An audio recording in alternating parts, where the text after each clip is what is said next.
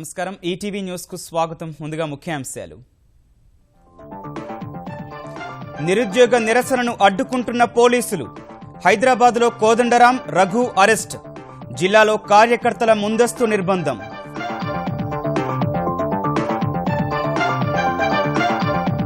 నిరుద్యోగ నిరసనకు అనుమతి లేదన్న పోలీసులు. క్రిమినల్ కేసులు ఎదుర్కొంటారని హెచ్చరిక. భవిష్యత్ పాడు చేసుకోవద్దని హితవు.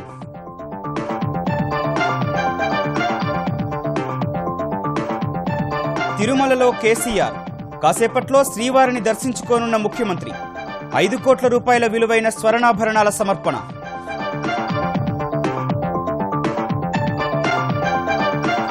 రెండు 2017-18 బడ్జెట్లో సంపూర్ణ పారదర్శకతకు పెద్దపీట. యువత, మహిళల అభ్యున్నతికి ప్రత్యేక చర్యలుంటాయని చంద్రబాబు స్పష్టీకరణ. గుంటూరులో తెలుగు తమ్ముళ్ల వర్గపోరుపై చంద్రబాబు మండిపాటు. తీరు మారకపోతే చర్యలు తప్పవని ఘాటు హెచ్చరికలు. ధరలు తగ్గించగానే స్టెంట్ల సరఫరా నిలిపివేయడంపై కేంద్రం చర్యలు. ఉత్పత్తిని తప్పనిసరి చేస్తూ కేంద్ర ఔషధ తయారీ విభాగం ఆదేశాలు. బృహన్ ముంబై ఎన్నికల్లో భారీగా పెరిగిన ఓటింగ్. 2012 ఎన్నికలతో పోలిస్తే 10% వృద్ధి. ఫలితాలపై ప్రధాన పార్టీల్లో తీవ్ర ఉత్కంఠ.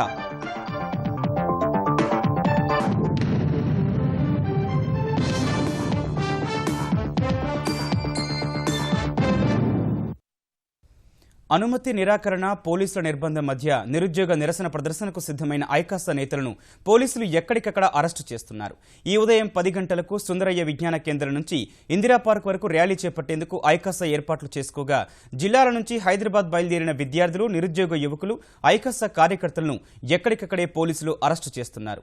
ఈ తెల్లవారుజామున ఐకాసా అధ్యక్షుడు కోదండరాం, మరో నాయకుడు రఘును ముందస్తు అరెస్టు చేసిన పోలీసులు మొదట ఫలక్నుమా, తర్వాత కంచన్బాగ్ స్టేషన్కు తరలించారు.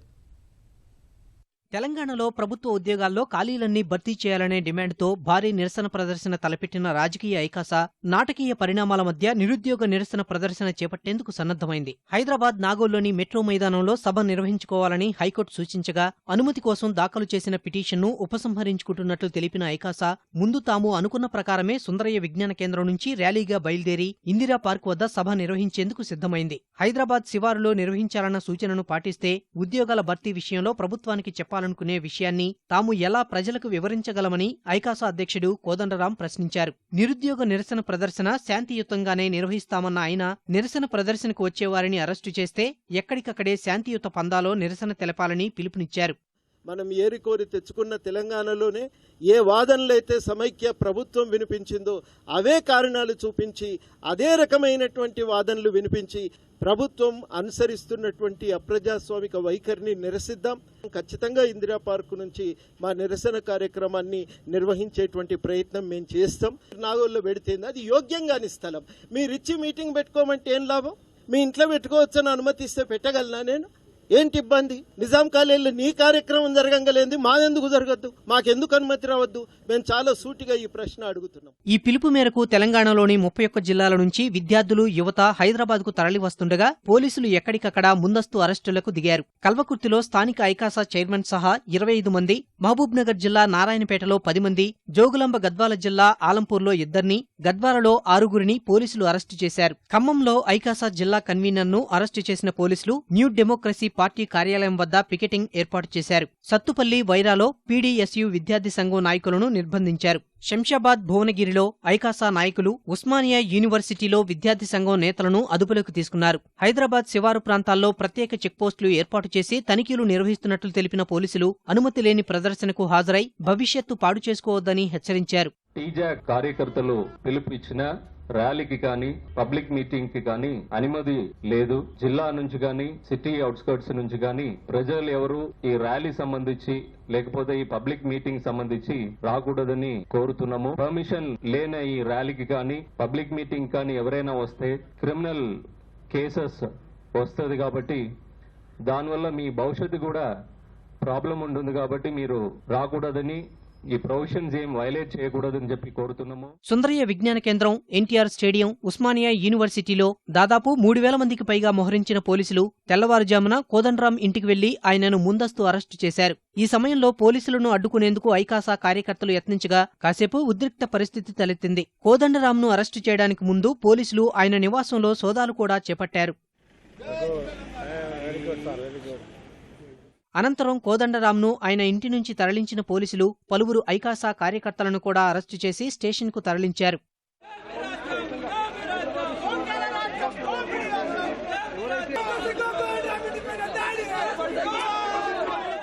మేము ఎట్టి పరిస్థితుల్లో ర్యాలీ చేస్తాము, మీటింగ్ పెడతాము అని చెప్పడం, దాంతో ఉత్పన్నమైన పరిణామాలను దృష్టిలో పెట్టుకొని ఉదయం 3:30 గంటలకి కోదండరాం గారిని ప్రివెంటివ్ కస్టడీలోకి తీసుకోవడం జరిగింది. ఈరోజు సాయంత్రం మళ్ళీ వదిలిపెట్టడం జరుగుతుంది. So it's only a preventive arrest చేసినాము. That's all. Thank you. ఇప్పుడు కోదండరాంతో పాటు ఇంకొక 20 మందిని కస్టడీలో తీసుకోవడం జరిగింది. ప్రత్యేక తెలంగాణ రాష్ట్రం సిద్ధిస్తే మొక్కులు చెల్లిస్తానని కోరుకున్న ముఖ్యమంత్రి కేసీఆర్ కాసేపట్లో తిరుమల శ్రీనివాసుని దర్శించుకోనున్నారు. స్వామివారికి స్వర్ణాభరణాలు సమర్పించి ఉద్యమ సమయంలో మొక్కుకున్న మొక్కులను తీర్చుకోనున్నారు. కుటుంబ సభ్యులు, మంత్రులతో కలిసి తిరుమల వెళ్లిన ముఖ్యమంత్రి బృందానికి ఆంధ్రప్రదేశ్ ప్రభుత్వం తిరుమల తిరుపతి దేవస్థానం ఎలాంటి అసౌకర్యం కలగకుండా ఏర్పాట్లు చేసింది. ప్రత్యేక తెలంగాణ వస్తే ఏడుకొండల వాడికి స్వర్ణాభరణాలు సమర్పిస్తానని ఉద్యమ సమయంలో మొక్కుకున్న మొక్కును చెల్లించేందుకు తిరుమల చేరుకున్న ముఖ్యమంత్రి కేసీఆర్ కాసేపట్లో కుటుంబ సమేతంగా శ్రీవారిని దర్శించుకోనున్నారు. మంగళవారం సాయంత్రం తిరుమలకు వెళ్లిన కేసీఆర్ కు తిరుపతి అంతర్జాతీయ విమానాశ్రయంలో ఘన స్వాగతం లభించింది. ఆంధ్రప్రదేశ్ ప్రభుత్వం తరపున మంత్రి బొజ్జల గోపాలకృష్ణారెడ్డి సాదర స్వాగతం పలకగా తిరుమలకు చేరుకున్న కేసీఆర్ పద్మావతి నగర్లోని శ్రీకృష్ణ విశ్రాంతి భవనంలో బస చేశారు. తీతితే కార్యనిర్వహణాధికారి సాంబశివరావు, జేఈఓ శ్రీనివాసరాజు కేసీఆర్ కు పుష్పగుచ్చాలు అందజేసి ఆహ్వానించారు. అంతకుముందు ప్రత్యేక విమానంలో తిరుమల చేరుకున్న సభాపతి మధుసూదనాచారి, మంత్రులు ఈటెల రాజేందర్, హరీష్ రావు, ఇంద్రకరణ్ రెడ్డి, పోచారం శ్రీనివాసరెడ్డిలు శ్రీకృష్ణ వసతి గృహంలో బస చేశారు.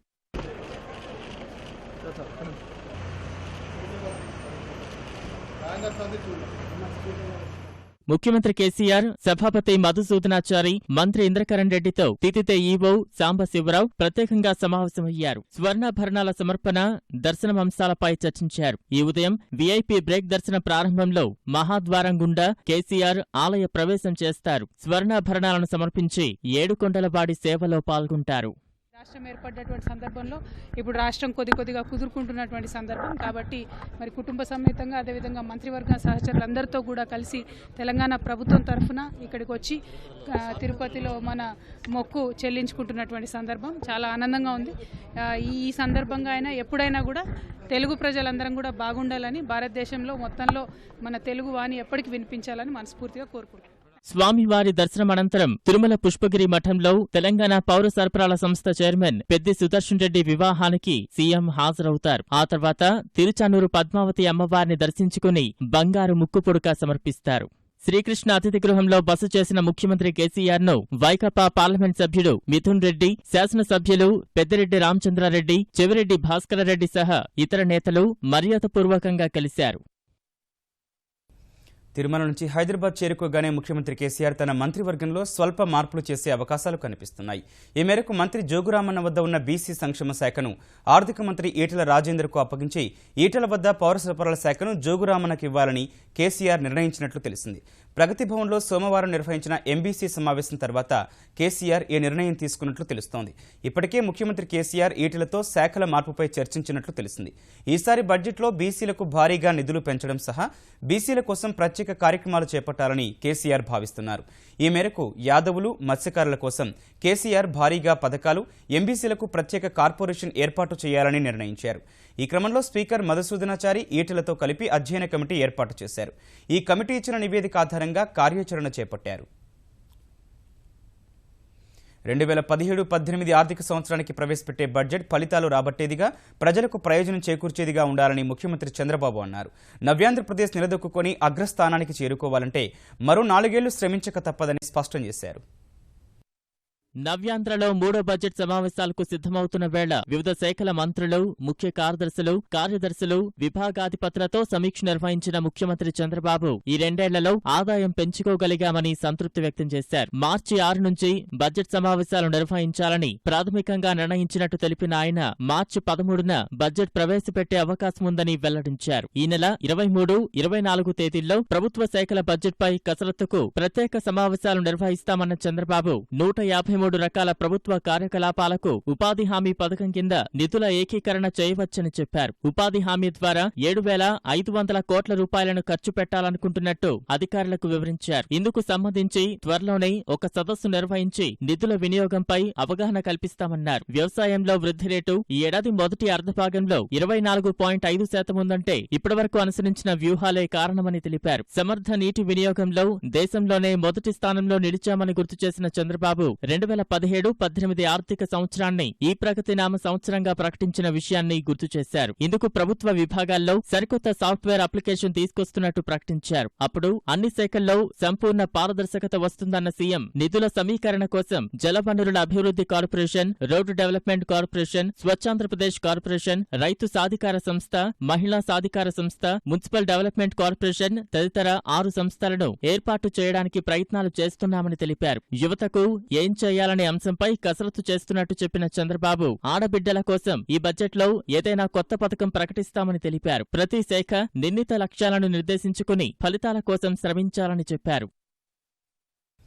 జిల్లాల వారీగా తెలుగుదేశం నేతల పనితీరుపై సమీక్షలు చేస్తోన్న తెలుగుదేశం అధినేత చంద్రబాబు గుంటూరు జిల్లా నేతల పనితీరుపై గట్టి హెచ్చరికలు జారీ చేశారు.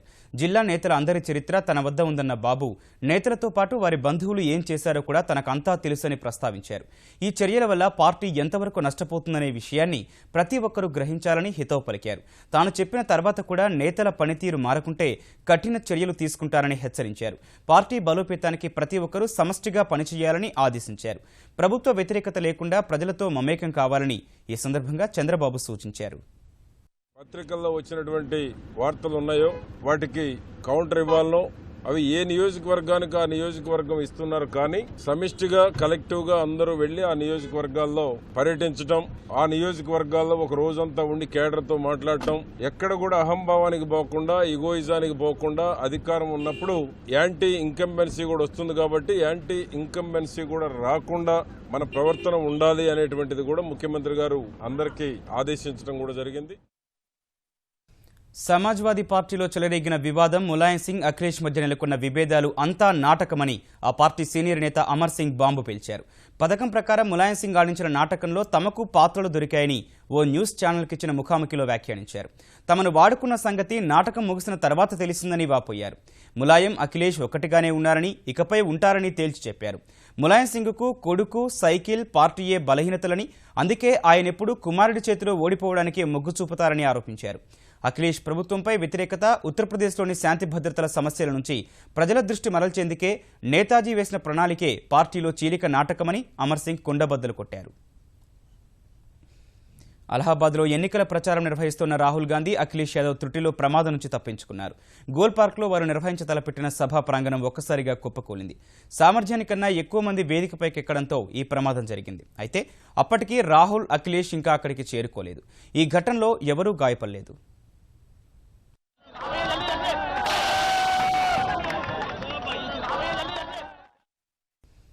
స్టెంట్ల ఉత్పత్తి, సరఫరా తప్పనిసరి చేస్తూ ఆ ప్రక్రియ నిరాటంకంగా కొనసాగించాలని తయారీదారులకు కేంద్రం ఉత్తర్వులు వెలువరించింది. ఈ మేరకు ఔషధాల ధరల నియంత్రణ చట్టంలోని అత్యవసర నిబంధనలను అమల్లోకి తెచ్చింది. మార్కెట్లో స్టెంట్ల కొరత ఉందన్న వార్తను దృష్టిలో పెట్టుకుని ఈ నిర్ణయం తీసుకుంది. స్టెంట్ల లభ్యతపై ప్రస్తుత పరిస్థితిని చర్చించడం సహా ప్రభుత్వం వద్ద ఉన్న ప్రత్యామ్నాయాన్ని పరిశీలించామని, కరోనరీ స్టెంట్ల సరఫరాను సాధారణ స్థితికి తీసుకొచ్చేందుకు DPCO 2013లోని సెక్షన్ 3Gను అమలు చేసేందుకు నిర్ణయించామని కేంద్ర ఔషధ తయారీ విభాగం వెల్లడించింది. ఈ సెక్షన్ కింద స్టెంట్ల పంపిణీని నియంత్రించడం సహా ఉత్పత్తి పెంచాలంటూ తయారీదారులని ప్రభుత్వం ఆదేశించవచ్చు. వివిధ సంస్థలు, ఆసుపత్రులు, ఏజెన్సీలకు అత్యవసర సమయాల్లో స్టెంట్లు అమ్మేందుకు వీలు కలుగుతుంది. స్టెంట్ల ధరలు 85% వరకు తగ్గిస్తూ గత వారం కేంద్రం నిర్ణయించిన తర్వాత ఉత్పత్తి సంస్థలు సరఫరా నిలిపివేశాయనే ఆరోపణలు వచ్చిన వేళ జాతీయ ఔషధ నియంత్రణ సంస్థ ఈ మేరకు చర్యలు చేపట్టింది. స్టెంట్ల ఉత్పత్తి, సరఫరాకు సంబంధించి వారం నివేదిక సమర్పించాలని ఔషధ తయారీ విభాగం సూచించింది. సవరించిన స్టెంట్ల ధరని నిర్దేశిత ఆసుపత్రుల్లో ప్రదర్శించాలని ఆదేశించింది. హైదరాబాద్ శివారు రాజేంద్రనగర్ అత్తాపూర్లో భారీ అగ్ని ప్రమాదం జరిగింది. AV1 ఎయిర్ కూలర్ దుకాణంలో షార్ట్ సర్క్యూట్తో సంభవించిన అగ్ని ప్రమాదంలో 7 వ్యక్తులు సజీవ దహనమయ్యారు. ఎగిసిపడుతున్న మంటలను ఆర్పేందుకు అగ్నిమాపక సిబ్బంది తీవ్రంగా శ్రమిస్తున్నారు.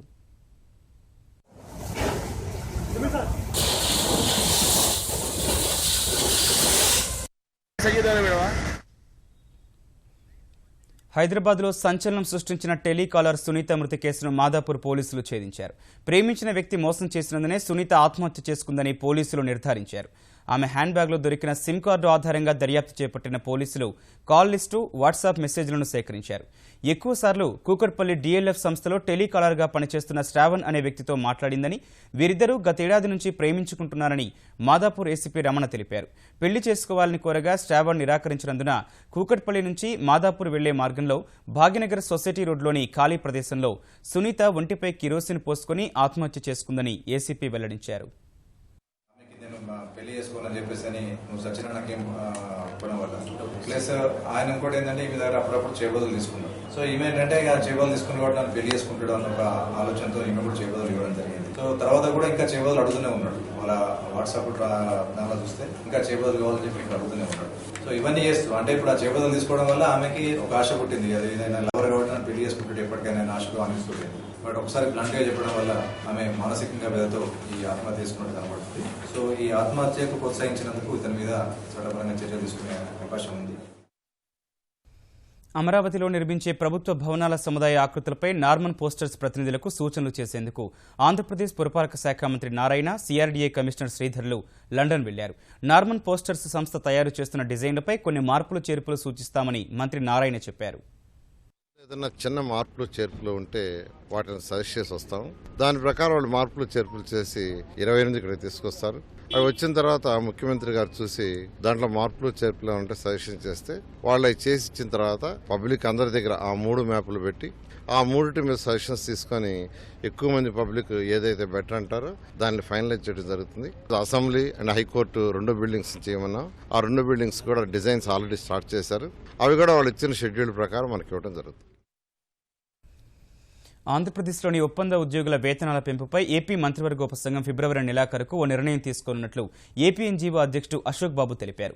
అమరావతి సచివాలయంలో ఆర్థిక మంత్రి యనమల రామకృష్ణుడు నేతృత్వంలో మంత్రివర్గ ఉపసంఘం అశోక్ బాబు ఆధ్వర్యంలో ఉద్యోగ సంఘాల ఐకాసా సమావేశమైంది. ఉద్యోగుల ఆరోగ్య కార్డులు సహా వివిధ సమస్యలపై చర్చించామన్న అశోక్ బాబు కాంట్రిబ్యూటరీ పింఛన్ పథకం రద్దుపై ముఖ్యమంత్రి చంద్రబాబును కలుస్తామన్నారు. ఉద్యోగుల DA, PRCని వెంటనే విడుదల చేయాలని యనమలను ఉద్యోగ సంఘాలు కోరాయి. అవుట్సోర్సింగ్ ఎంప్లాయీస్ కానీ కంటిన్యూయింగ్ ఎంప్లాయీస్ కానీ ఎవరికైతే గతంలో శాలరీస్ పెంచారో అందులో కొన్ని క్యాడర్స్కి పేరు మార్పుల వలన ఆ బెనిఫిట్ అనేది వాళ్ళకి రాలేదు. ప్రత్యేకించి పంచాయతీరాజ్, ఇరిగేషన్, R&B డిపార్ట్మెంట్లో టెక్నికల్ స్టాఫ్ ఎవరైతే ఉన్నారో వాళ్ళకి ఈ ఎన్హాన్స్మెంట్ అనేది జరగలేదు. మరి వాళ్ళకు కూడా ఎన్హాన్స్మెంట్ చేయాలని చెప్పి మేము కోరాం. కర్ణాటక బళ్ళారిలో జరిగిన ఓ వేడుకలో విషాదం చోటు చేసుకుంది. ఉత్సవంలో భాగంగా చేపట్టిన రథయాత్రలో ప్రమాదం జరిగింది. సంబరానికి భారీగా చేరుకున్న భక్తులు రథాన్ని లాగుతున్న సమయంలో ఆ రథం ఒక్కసారిగా పక్కకు పడిపోయింది. ఈ దుర్ఘటనలో పలువురు భక్తులు గాయపడ్డారు.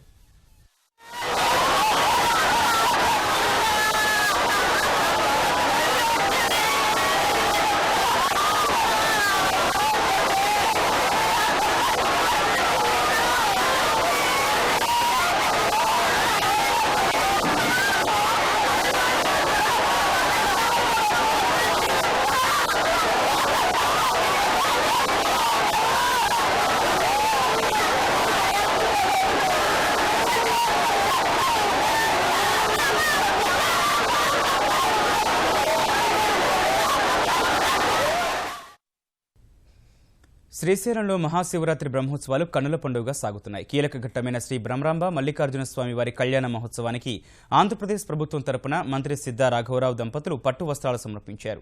ఆలయ రాజగోపురం వద్ద స్వామివార్లను ప్రత్యేక వేదికపై కొలువు తీర్చిన అర్చకులు వేద మంత్రోచ్చరణలతో విశేష పూజలు నిర్వహించారు. మల్లికార్జున స్వామికి రుద్రాభిషేకం, బ్రహ్మరాంబికాదేవికి కుంకుమార్చనలు నిర్వహించారు. అనంతరం పార్వతీ పరమేశ్వరులను రావణ వాహనంపై ఊరేగించారు. మంగళ వాయిద్యాలు, సాంస్కృతిక నృత్యాలు, కళాకారుల ప్రత్యేక వేషధారణలతో గ్రామోత్సవం నిర్వహించారు. ఉత్సవం ముంగిట కోలాటాలు, నృత్యాలు, చెక్క భజనలు, సంగీత వాయిద్యాలు ఆకట్టుకున్నాయి.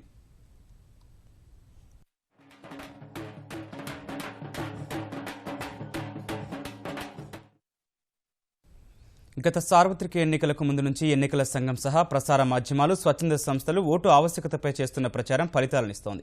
ఈ విషయం మంగళవారం జరిగిన బృహన్ ముంబై నగరపాలక సంస్థ ఎన్నికల్లో ప్రస్ఫుటమైంది.